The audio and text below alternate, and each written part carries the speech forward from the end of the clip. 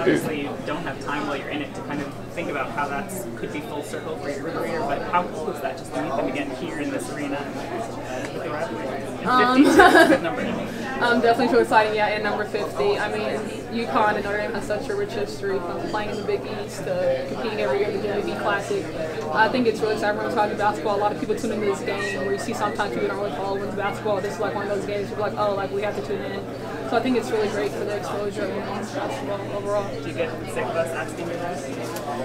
Yeah. No comment. I mean, it's your job, so I get it. I understand. But I mean, it's really exciting. Everyone always knows like this is going to be an exciting game.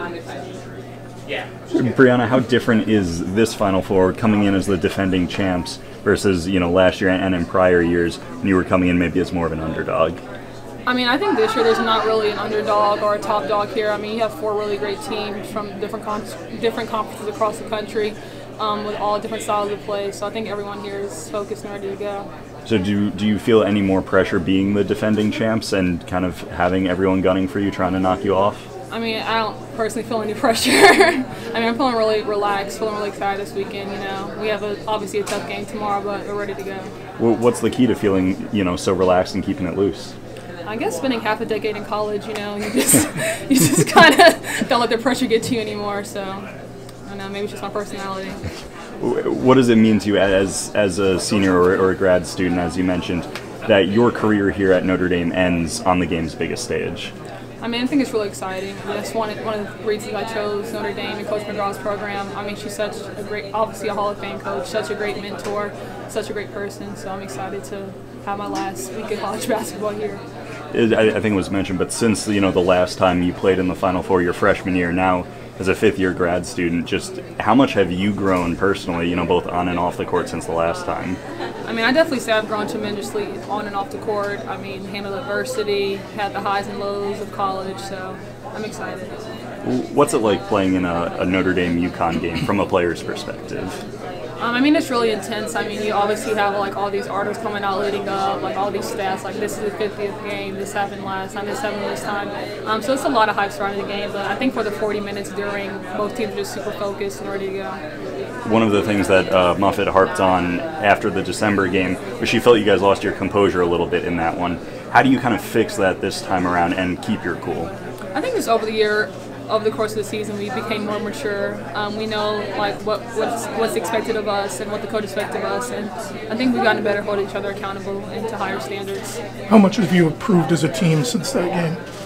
I think we've improved a lot. I mean, everyone's just doing a lot better now. Even our bench players have come a long way since that game, and I think we might need to use our bench more tomorrow. So I'm excited for their progress and the overall progress of our team as well. How does this game need to play out differently than the first one? Definitely have more of a defensive mindset tomorrow. I mean, they had a lot of threes against us the first time. I'm thinking maybe 8 to 10, which is obviously way too much to give another team. But we just need to really focus on getting stops and not just letting one player go off on us. And rebounding, I mean, they did out-rebound you guys the first time. Has that been a focus since then? Definitely been a focus for all our games since then. Not getting out-rebounded to make sure we're all crashing the boards hard. Bree, what's it like for you, getting to play with Jess Shepard? The two of you down low, it feels, kind of unstoppable, and like, no one else in women's college basketball really has a tandem like that. It's really exciting to play with Jess. She's honestly the strongest person I know. Like, I'm not even exaggerating. Jess is such a great passer. She's a great shooter. She's a great facilitator. So it's really awesome to have someone like that on your side. I asked Enrique if, how her life had changed since she hit those buzzer beaters last year in the Final Four. Has life changed for you at all since winning the national championship? I mean, obviously it's really exciting. I come back to campus, the community just welcomed us with open arms. We have some of the best fans in the country, so it's really excited to go back to South Bend to celebrate with them and celebrate in the summer and such. But I think this year we knew coming in, like last year doesn't mean we're going to get the same results this year. So we're coming in focused and ready to go. What challenges does UConn present for you guys? They're a really great team. They obviously have a lot of experience, especially with their upperclassmen. They've been in tight games this year, so they know what it's like to be in a close game. They've had a couple losses just like us, so they know the fire. They know they've been here before, so they know they want to win just like us.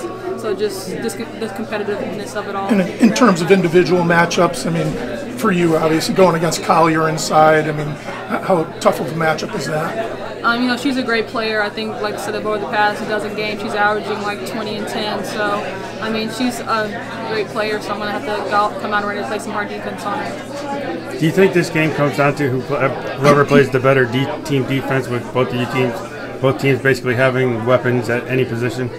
I definitely think it will come down to defense and rebounding, you know. Obviously, both teams are capable of scoring a lot of points, so I think it's going to really come down to who's able to get the stops at the necessary times.